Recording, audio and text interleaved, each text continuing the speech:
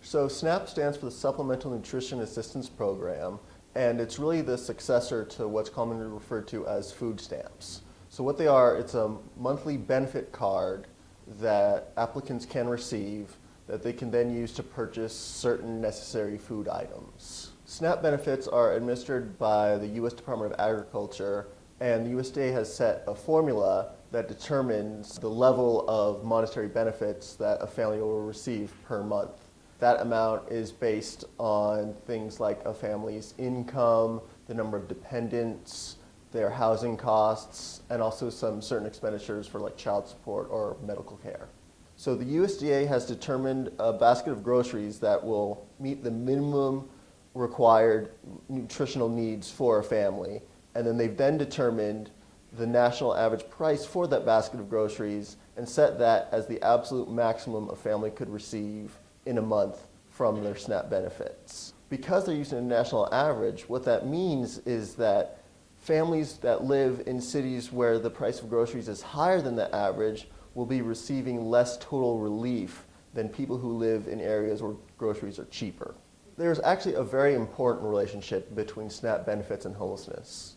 Academic studies have shown that the higher the amount of SNAP benefits a family receives, the less likely it is that they are to become homeless. And this is actually kind of logical because the more SNAP benefits a family receives, it frees up other sources of income to help secure consistent housing. SNAP benefits are also incredibly important to people who are both in shelter and who are exiting shelter. A recent survey found that 41% of adults who are exiting shelter in New York City are already enrolled in SNAP, and that's compared to 33% as the national average. It's also important to remember that not all homeless shelters provide meals. In New York City, there are 72 Tier 2 family shelters, only 16 of which provide regular meals. The United States Congress is debating what's known as the Farm Bill, which is an omnibus bill related to the spending on a bunch of programs related to the U.S. Department of Agriculture. And the Farm Bill is always used as the reauthorization for the SNAP program.